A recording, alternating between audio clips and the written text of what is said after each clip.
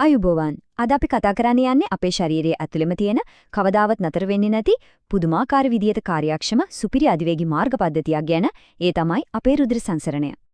කවදා හරි හිතලා තියෙනවද අපේ ඇඟේ තියෙන ට්‍රිලියන ගාණක් සෛලවලට හැම තත්පරයකදීම ජීවත් වෙන්න ඕන කරන ශක්තිය ලැබෙන්නේ කොහොමද කියලා? අන්න ඒකට උත්තරේ තමයි මේ පුදුම ජාලය. ඒ කියන්නේ අපේ රුධිර සංසරණ පද්ධතිය. හොඳයි. මේ මුළු ක්‍රියාවලියම ප්‍රධාන චරිත තුනක් ඉන්නවා. ඒ තමයි හෘදය වස්තුව, පෙනහළු සහ ශරීරයේ අනිත් හැම කොටසක්ම. ඉතින් මේ තුන අතරේ ලේ ගමන් කරන විදිය හරිම අපූර්වයි. මේ සම්පූර්ණ පද්ධතියම රහස තියෙන්නේ එක වචනයක. ඒ තමයි ද්විත්ව සංසරණය. සරලවම කිව්වොත් ලේ එක සම්පූර්ණ වටයක් යන හදවත හරහා දෙපාරක් යන්නවා. ඉතින් හිතෙන්න පුරුවන් එකපාරක් මදිද? ඇයි මේ විදියට දෙපාරක් යන්න ඕන? අපි ඒක හොයාගෙන යමු.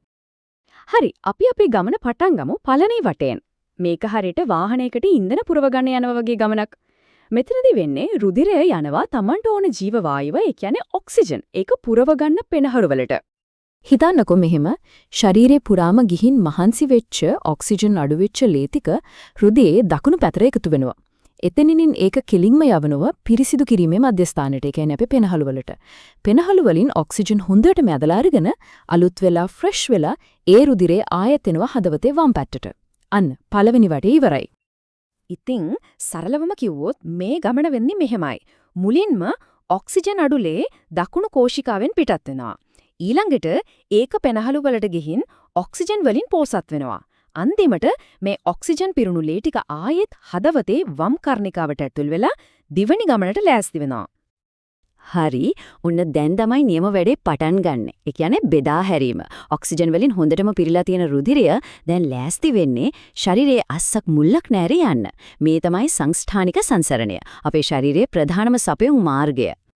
මෙතනදි වෙන්නේ හෘදයේ වම් පැත්තෙන් හයියෙන් පොම්ප කරලා පිටත් කරන ඔක්සිජන් පිරුණු ලේ මුලේ ඉඳන් කකුලේ පුංචිම ඇඟිල්ල දක්වා හැම පටකයකටම අවශ්‍ය ජීවයාරෙන් යනවා. ඉතින් මේ මහ බෙදා හැරීම සිද්ධ වෙන්නේ මෙහෙමයි. හදවතේ වම් කෝෂිකාවෙන් හරිම බලවත් විදිහට පම්ප් කරන ලේ ධමනි හරහා ශරීරේ පුරාම ගලාගෙන යනවා. හැම සෛලයකටම ඔක්සිජන් බෙදලා දුන්නට පස්සේ දැන් මේ ලේ වලට එකතු වෙනවා කාබන් ඩයොක්සයිඩ්. අනේ ඒ ලේ ටික තමයි ශිලා හරහා ආයමත් හදවතේ දකුණු පැත්තට එන්නේ. එතනින් ආයමත් පළවෙනි වටේ පටන් ගන්න ලෑස්ති වෙනවා. ඔන්න චක්‍රය සම්පූර්ණයි. හොඳයි. අපි දැන් මේ සුපිරි අධිවේගී මාර්ගය ගැන දන්නවා. ඒත් මේ මුළු ගමනටම බලය දෙන එන්ජිනේ, ඒ කියන්නේ අපේ හෘදය වස්තුව.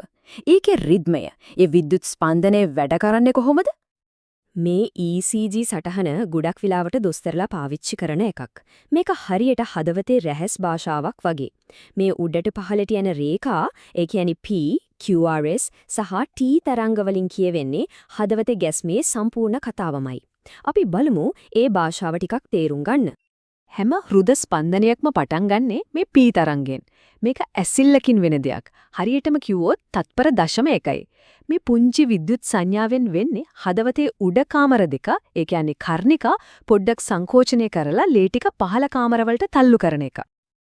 ඊළඟට එන්නේ ප්‍රධානම සිදුවීම, ඒ තමයි QRS සංකීර්ණය.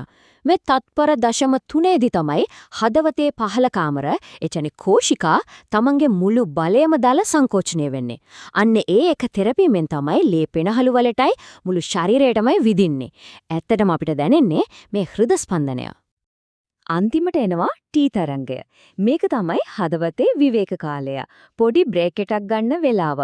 මේ තත්පර දශම 4 ඇතුළත හෘදය පේශි හොඳටම ලිහිල් වෙලා ඊළඟ මහ පොම් කිරීමට ලෑස්ති වෙමින් ආයෙමත් රුධිරයෙන් පිරෙනවා. ඉතින් මේ බලන්නකෝ, මේ ඔක්කොම එකට එකතු වුණාම හැදෙන රිද්මය, කර්ණිකා සංකෝචනය, ඊට පස්සේ කෝෂිකා සංකෝචනය, ඊට පස්සේ සම්පූර්ණ විවේකය.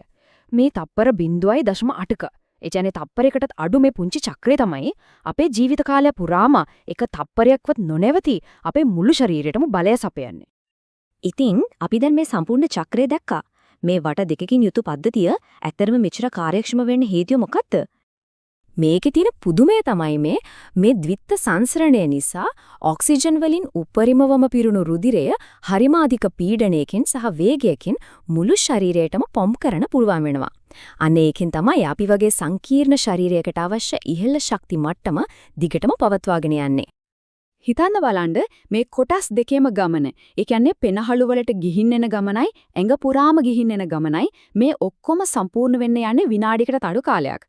ඉතින් මේ වගේ පුදුම සහගත කාර්යක්ෂමතාවයක් නිසා ඇත්තටම අපිට කරන්න පුළුවන් වෙලා තියෙන්නේ මොනවාද?